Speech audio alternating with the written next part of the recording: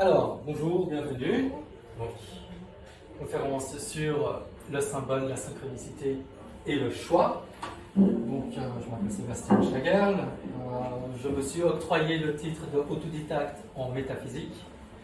La raison pour laquelle je me suis donné ce titre, c'est que très jeune, j'ai commencé à m'intéresser aux mécanismes qui sont invisibles dans l'univers. Souvent les questions du pourquoi, du comment. Après, on fait ces chaînes de pourquoi et on se retrouve dans d'autres mondes qu'on ne peut plus palper. Je me suis retrouvé finalement à découvrir aussi le tarot, un outil symbolique que je pense vous connaissez toutes bien, et tous aussi. Et en continuant à explorer, en voyant qu'il y avait des systèmes qui étaient assez efficaces dans l'analyse, j'ai découvert le I Ching il y a environ plus de 10 ans maintenant, que j'utilise encore beaucoup, que je trouve toujours un outil qui est très pratique pour explorer le monde métaphysique. Au fil des années de construction de connaissances dans l'univers, il m'arrive aussi souvent de rencontrer des personnes avec qui je discute et j'ai développé ce que j'appelle de la co-analyse, c'est-à-dire accompagner une narration qu'une personne me donne. Ce que j'appelle une narration, c'est-à-dire que pour un événement, on va tous avoir une manière de l'expliquer et on va utiliser un système symbolique qui nous est propre. Et la co-analyse, c'est donc accompagner la personne dans l'organisation de la narration. Donc, comment est-ce qu'on va compiler les symboles ensemble. Alors, quand on est dans la métaphysique, on commence souvent très très large. Donc, la chose la plus large que l'on puisse définir, c'est l'univers. Pour celles qui étaient là pour le langage des oiseaux, donc l'univers, le mot est dedans. Et on peut aussi considérer l'univers comme étant une grande soupe. Une soupe dans laquelle on a mixé les légumes et tout est mélangé. Et quand on prend une cuillerée de la soupe, donc la cuillère c'est le symbole finalement de ce qu'on arrive à prendre dans sa perception, et ensuite quand on la met dans la bouche, donc on va l'analyser avec ses papilles gustatives, on va ensuite devoir catégoriser ce que l'on ressent. Donc aujourd'hui, je vais vous proposer, entrez si ça vous intéresse. Oui, bien sûr, il n'y a pas de souci. Ça ne dérange pas. Bonjour, ça vient de commencer. Je parlais rapidement de moi et on commence tranquillement à amorcer justement ce que j'appelle la question de travail. Alors rapidement, je propose une manière de comment analyser les choses. Je vais commencer aussi à expliquer ça tout à l'heure. Donc la question de travail que je propose, c'est comment est-ce que les choses dans l'univers se différencient-elles? Donc comment différencier tous ces éléments? Donc j'ai pris deux dessins pour un peu illustrer la problématique. Là on voit un éléphant qui est entouré de personnes qui ont les yeux bandés et elles essaient toutes de deviner ce qu'elles sont en train de toucher. Par exemple là devant, on voit une personne qui est en train de toucher la trompe, qui imagine que c'est un serpent, un autre ici qui est en train de toucher la peau de l'éléphant, qui s'imagine que c'est un mur, etc. Un autre aspect du même problème, c'est qu'on peut voir la même chose mais avoir une interprétation différente de ce que l'on voit.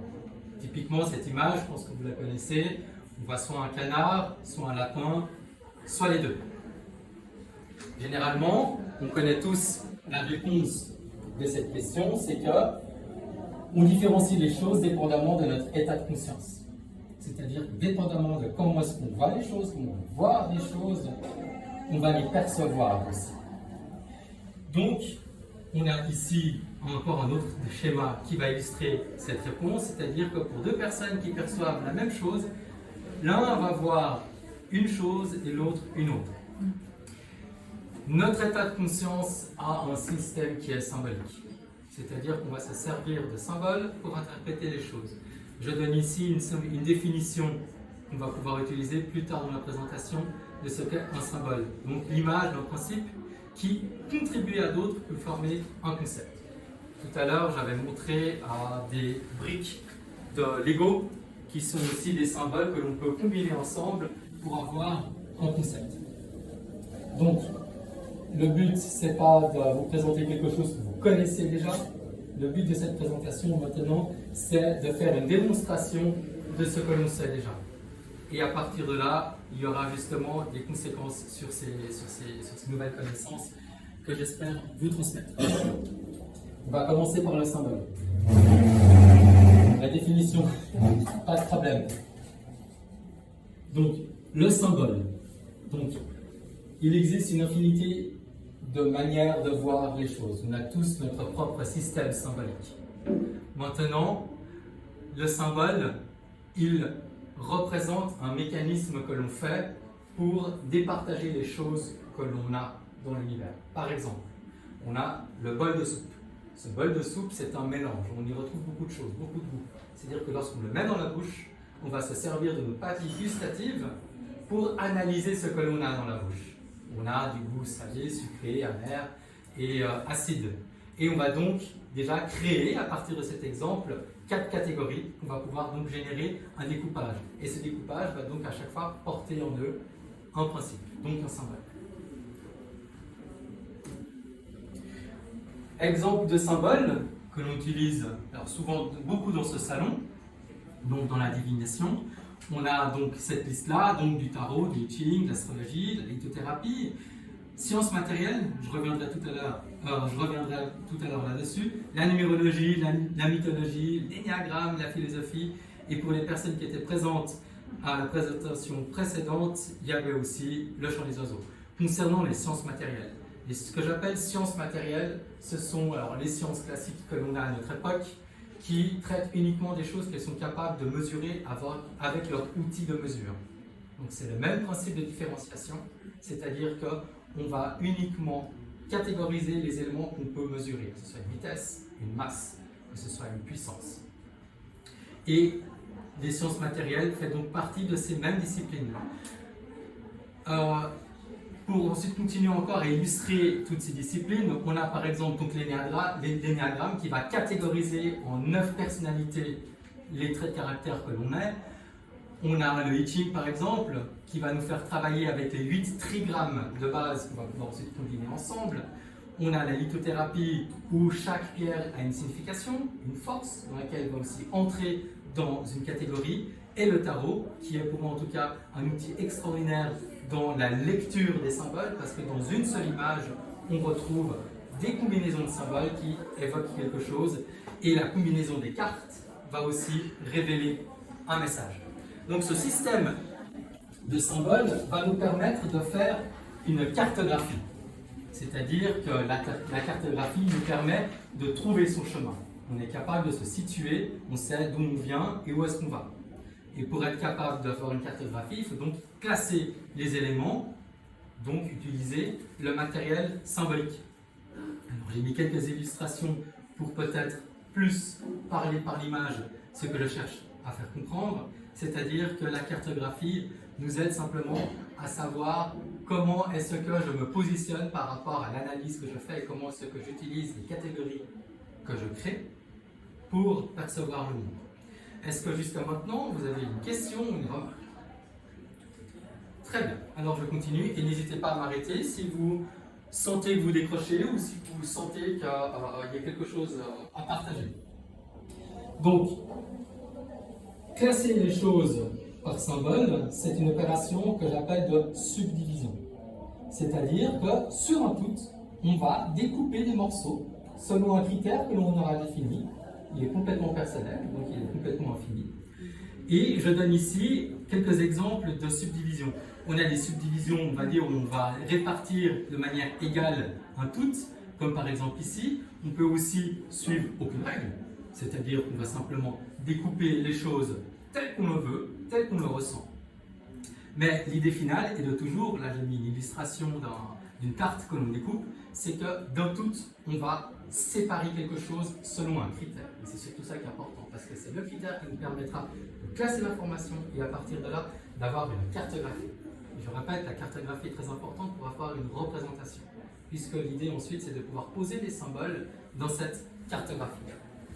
Un exemple que je donne par rapport à la subdivision, c'est par exemple un puzzle là, de la ville d'Amsterdam, où chaque pièce du puzzle représente un quartier de la ville. On parle de quartier de ville, ça veut dire que ce sont des portions de ville qui sont différenciées des autres, qui ont leur propre fonction. Et on peut extrapoler ensuite l'analogie sur l'échelle, alors là c'est un puzzle sur la galaxie, donc sur en fait tout ce qu'on est capable de percevoir. La conséquence de ce type de classement, c'est qu'on se retrouve avec quelque chose que je pense qu'on connaît tous, c'est que nous construisons le monde que nous percevons et nous percevons le monde que nous construisons. Parce que finalement, nous sommes en train de construire quelque chose qu'on est en train de créer par rapport à nos propres critères. Et en retour aussi, nous sommes en train de reproduire le monde que nous percevons avec des critères que nous recréons pour correspondre à cette perception. Donc on a ce jeu, alors cette image j'aime beaucoup, de la personne qui se voit elle-même dans un microscope parce qu'on est dans un jeu de miroir. Et ce jeu de miroir finalement nous amène sur le principe de synchronicité. La synchronicité, c'est donc le chevauchement d'événements apparemment indépendants, donc il n'y a pas de lien causal avec, qui vont en fait former un sens. Dans la définition que je donne pour la présentation, donc c'est la combinaison de symboles perçus comme faisant sens dans notre perception. Alors, on a un exemple ici, par exemple, où sur l'heure qu'affiche le téléphone, ça correspond au numéro de plaque des véhicules qui sont dans la rue. On a deux personnes qui sont habillées exactement de la même manière, qui sont sur le point de se rencontrer. On a peut-être aussi, voilà, ce qu'il y a sur le premier plan, donc la femme qui porte le bijou qui ressemble exactement à l'insecte qui vient d'entrer par la fenêtre. Une autre forme de synchronicité qui est plus statistique, c'est lorsqu'on lance des dés et qu'on se retrouve avec un résultat qui est improbable. Là aussi, ce résultat ne fait que sens parce que ce sont des symboles qui se répètent. Cette synchronicité, on la retrouve dans la divination, c'est-à-dire que la divination, c'est ce principe où on va utiliser un moyen qui est dit aléatoire, mélanger des cartes. Pour le Witching, par exemple, c'est prendre des pièces et les jeter pour ensuite regarder le résultat. Donc tout ça, c'est aléatoire.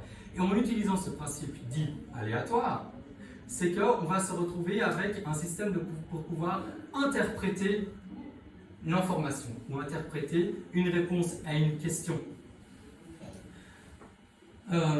Et voilà. Et une chose aussi qui est très importante, c'est que cette synchronicité avec un système symbolique nous permet justement d'avoir une cartographie qui, elle, maintenant, va commencer à être construite.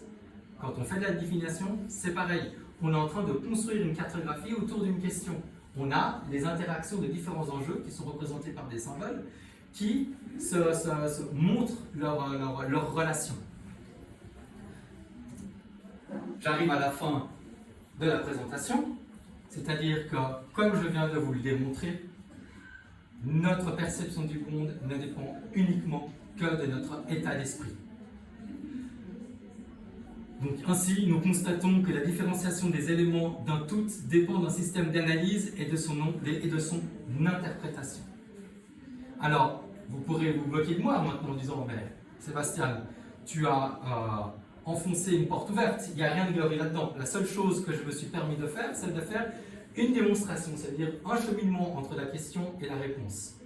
Et il y a maintenant la conséquence de cette réponse, enfin de cette démonstration. C'est qu'on se retrouve avec une part de responsabilité que nous avons chacun envers nous-mêmes. C'est-à-dire que puisque nous construisons notre perception et que nous percevons ce que nous construisons, nous sommes automatiquement confrontés avec nous-mêmes. J'ai mis une illustration où là on voit une femme qui est effrayée par ce qu'elle voit dans le miroir, et là une personne qui se réconcilie avec son reflet. C'est ça l'idée.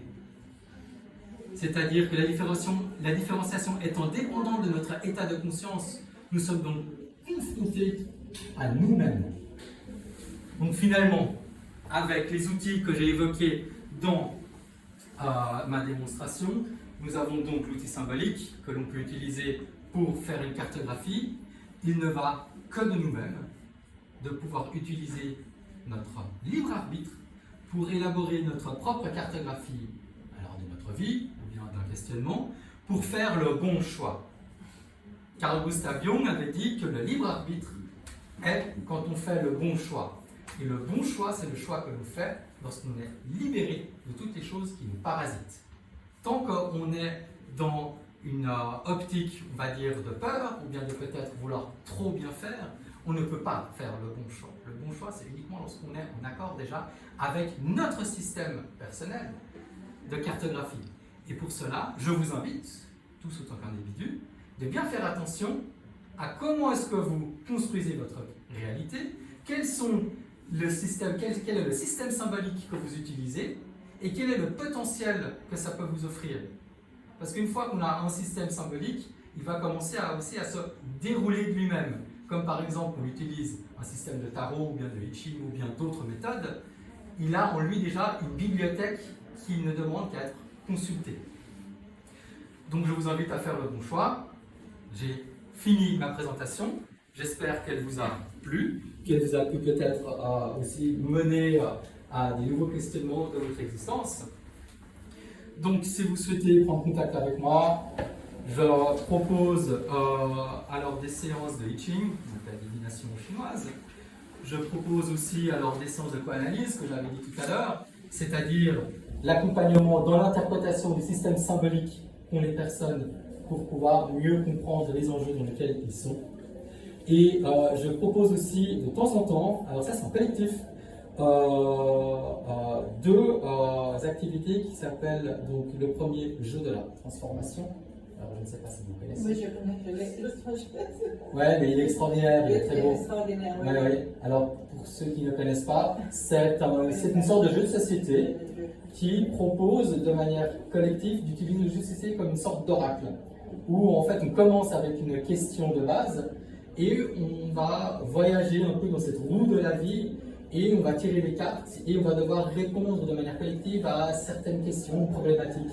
C'est comme une thérapie de groupe finalement, mais c'est très joli. Et le jeu du Tao, c'est le même principe dans une version taoïste, qui est aussi très sympa. Et si vous avez des questions, vous pouvez prendre mes coordonnées, je vous réponds volontiers. Et je vous remercie pour votre attention. Merci à vous.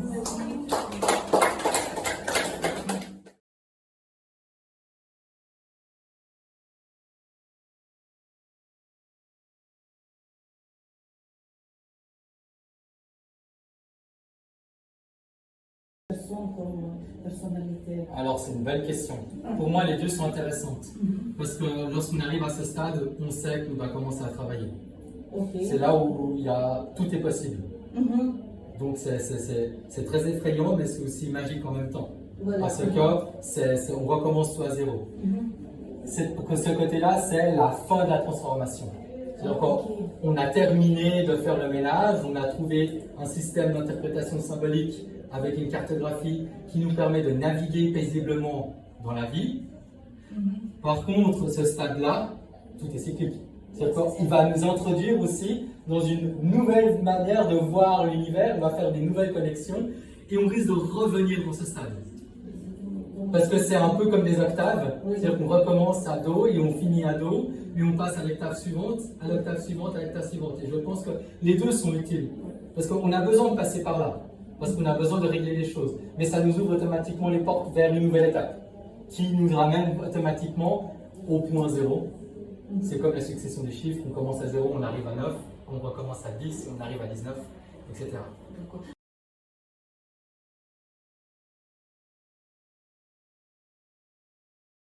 Dans votre rêve, par exemple, alors ce qui est bénéfique pour vous, c'est que ça induit une émotion.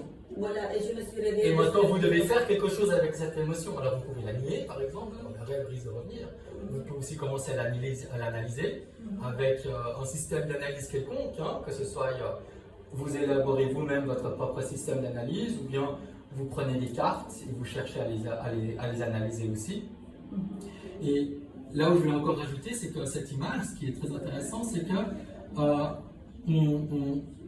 pour moi, c'est l'illustration aussi de la confrontation avec la part d'ombre que l'on a de nous-mêmes. Donc, on a une part obscure que l'on ne voit pas, qu'on ne connaît pas, qu'on arrive à peu près à déduire, mais qu'on ne sait pas vraiment ce que c'est.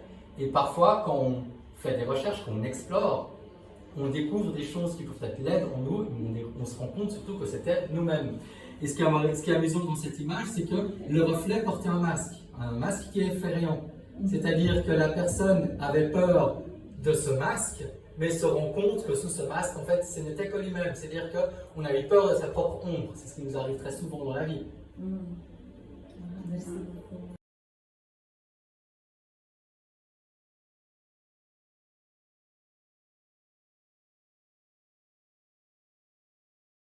C'est relatif.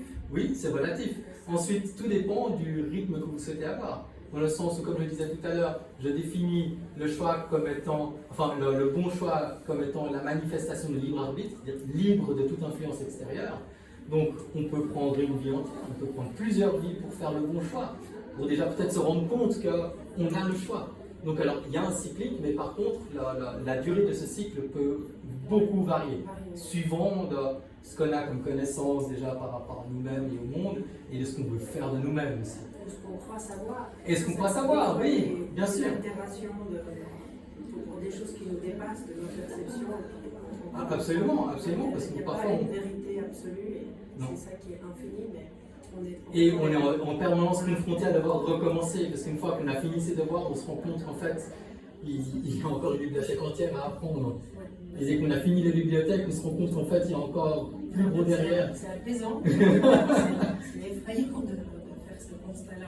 Oui, mais après, il faut trouver le bon milieu, parce que, alors malheureusement, je ne me rappelle plus de la citation qui vient de l'auteur du livre Dune, qui parle justement du piège de la discipline, qui est que justement, plus on est discipliné à vouloir chercher à répondre aux questions, plus on va se perdre dans le pourquoi et dans la chaîne infinie du pourquoi, et plus on va chercher à comprendre comment, plus on va se retrouver en fait dans un monde complètement paradoxal où tout se contredit en permanence. Ensuite, c'est autant qu'individu, il faut qu'on trouve justement le système qui nous convienne le mieux. Ça fait sens, je vous remercie. De rien.